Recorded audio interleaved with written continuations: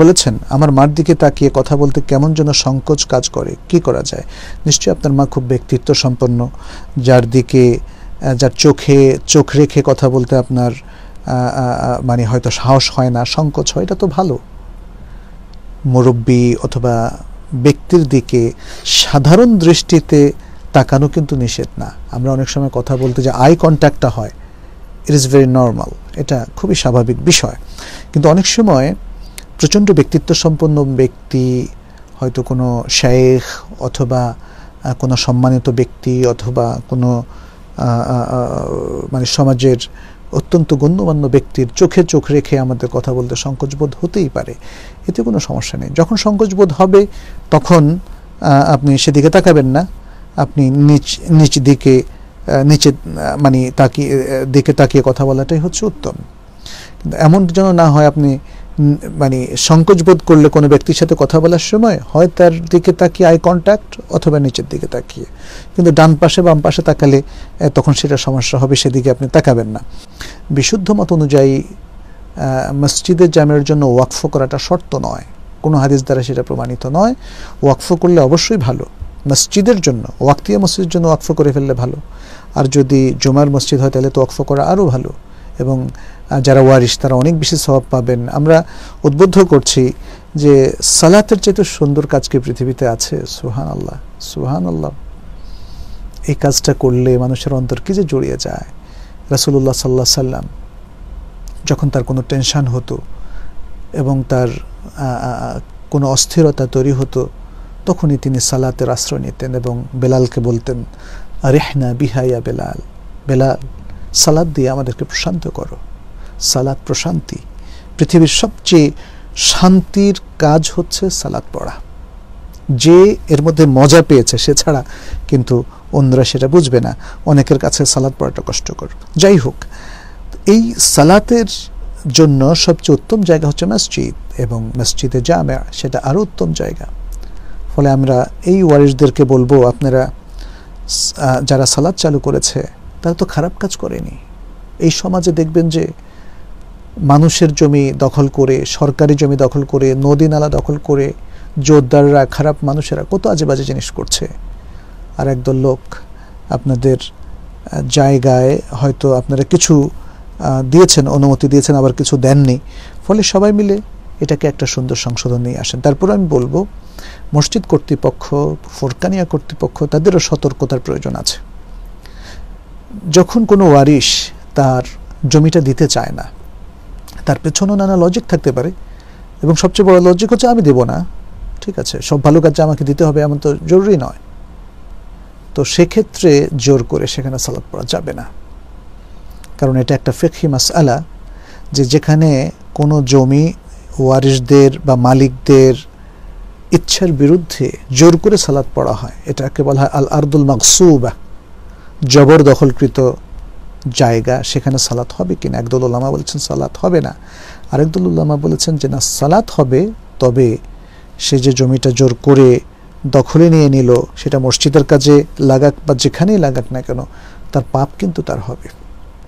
মসজিদ আল্লাহর ঘর, এই মসজিদের জায়গাটা যারা স্বতন্ত্রভাবে দিতে চায়, স্বেচ্ছায় দিতে চায়, সেটাই নেবেন। যেটা দিতে চায় না সেটা আপনারা জোর করে দখল করবেন না। আপনারা কি মসজিদ নববীর ইতিহাস জানেন না? রাসূলুল্লাহ সাল্লাল্লাহু আলাইহি সাল্লাম দুজন এতিম এর থেকে জমিটা যখন নিতে চাইলেন, তারা বললেন ইয়া রাসূলুল্লাহ পয়সা দেওয়া লাগবে না, কিন্তু তিনি কিনে নিলেন যাতে এতিমদের অধিকার কোনোভাবেই নষ্ট না হয়। সুবহানাল্লাহ, এগুলো আমাদের খেয়াল রাখতে হবে। মসজিদ কর্তৃপক্ষ, মুসল্লিদেরকে এগুলো খেয়াল রাখতে হবে।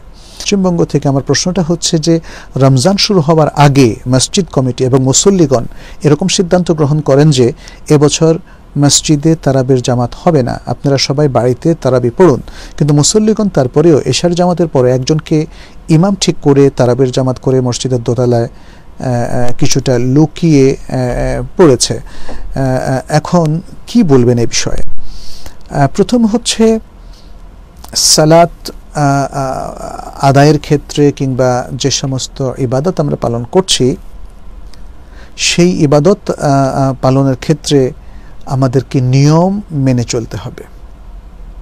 যেমন যদি করোনা ভাইরাসের কারণে, আমরা সেটা তো জানি বিভিন্ন জায়গায় হয়তো মানুষ প্রথমে বুঝে উঠতে পারেনি যে আমাদের কি করা উচিত। একদিকে সংক্রমণ, অন্যদিকে মানে মানুষের মৃত্যু, সব কিছু মিলিয়ে হয়তো প্রশাসনিকভাবে যখন নির্দেশ এসছে মসজিদে আপনারা এখন ভিড় করবেন না, প্রত্যেকেই রুখসাত নিয়ে বাসায় পড়ুন, তাহলে আমাদের উচিত হচ্ছে মানে এগুলোর সাথে ম্যাচ করেই সালাত আদায় করা। কারণ আমরা যখনই কোনো নির্দেশ আসে সেটার সাথে যদি আমরা দ্বিমত করি তখন কিন্তু একটা ক্ল্যাশ তৈরি হয়, তখন এই যে সন্দেহ সভা তৈরি হয় ইত্যাদি।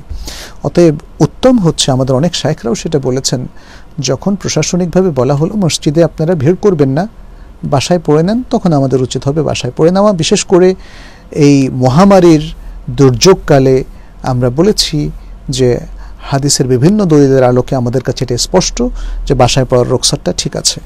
এখন যারা মসজিদে পড়েছেন তাদের সালাত কি ঠিক আছে? হ্যাঁ, তাদের সালাত বাতিল হওয়ার কোনো দলিল নেই।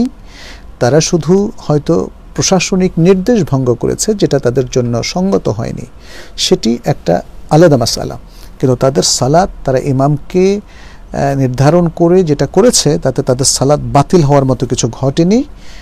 কিন্তু আমরা বলবো যে এই সমস্ত ক্ষেত্রে আমরা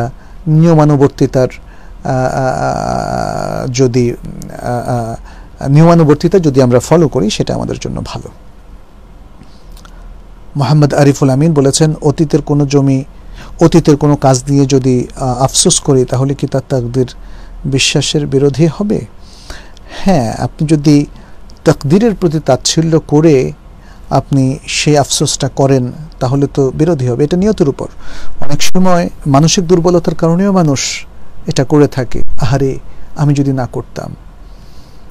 এটা না করতাম তাহলে তো এটা হতো না।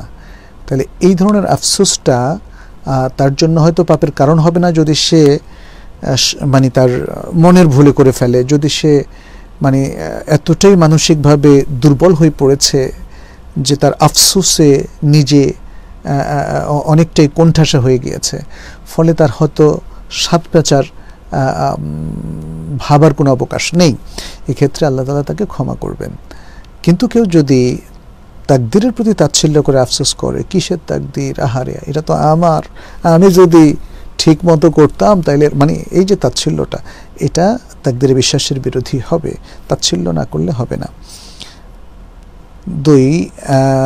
দুই নম্বর প্রশ্ন করেছেন, আল্লাহর আকারের ব্যাপারে আমরা কি ধরনের আকীদা পোষণ করব? আকার শব্দের আরবি অর্থ হচ্ছে শেকেল। এখন এই বিষয়গুলো নিয়ে আমরা আসলে খুব সহজ একটা আকীদা যদি পোষণ করি তাহলে আর কোনো সমস্যা নেই। আল্লাহ এবং তার রাসূল সাল্লাল্লাহু আলাইহি ওয়াসাল্লাম কোরআন এবং সুন্নাহ আমাদেরকে যে কথাগুলো বলে দিয়েছেন আমরা সেগুলোই মানব। এর বাইরে নিজেরা কোনো শব্দ আল্লাহর জন্য, আল্লাহর সিফাতে দাতিয়া হিসাবে, তার সত্তাগত সিফাত হিসাবে আবিষ্কার করব না। যেমন শেকেল, আল্লাহর শেকেল, অ্যাপিয়ারেন্স, এটা তো এভাবে আসেনি। শেকেল শব্দটা আল্লাহর সিফা নয়। তারপরে জিসম, দেহ, বডি যেটাকে বলা হয়, বডি আর জিসম আল্লাহর কোনো সিফাত নয়।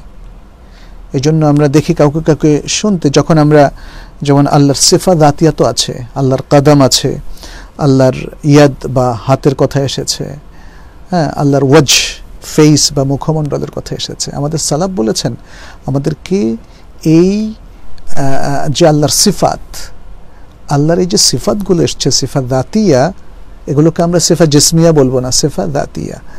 অতএব এই সিফা জাতিয়াগুলো আমাদের হাকিকি অর্থে সাব্যস্ত করতে হবে, এগুলোকে তা'বিল করা যাবে না। এটা একটা বিষয়।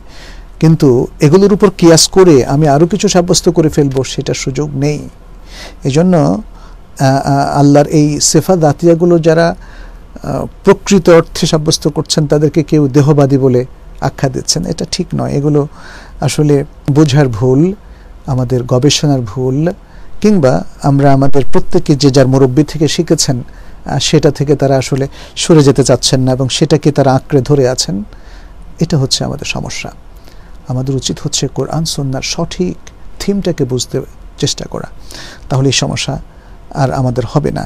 যাই হোক, এই বিষয়গুলো উলামায়ে কেরাম আমাদেরকে যেভাবে সাজেস্ট করছেন, যাদেরকে আমরা আস্থায় নেই, যাদের প্রতি আমাদের বিশ্বাস আছে যে তারা সঠিক কথা বলেন, তাহলে তাদের পরামর্শের আলোকেই আমরা সেই আকীদাটা পোষণ করব। এক্ষেত্রে আপনারা নিজেরা চিন্তা করে করে সিদ্ধান্ত নিয়ে নিয়ে এই আকীদা পোষণ করবেন না। আর আল্লাহর দাত সম্পর্কে যাদের আসলে কোনো জ্ঞানই নেই, তাহলে বিভিন্ন রকম লোকের আলোচনা শুনে নিজেদেরকে বিভ্রান্ত করার কোনো সুযোগ নেই। আপনারা যেই কয়েকটা বইয়ের কথা আমরা বললাম, সে বইগুলোতে খুব সুন্দরভাবে আহলুস সুন্নাহ ওয়াল জামাতের সঠিক আকীদার কথা বলা আছে, সেভাবে পোষণ করলেই যথেষ্ট হবে।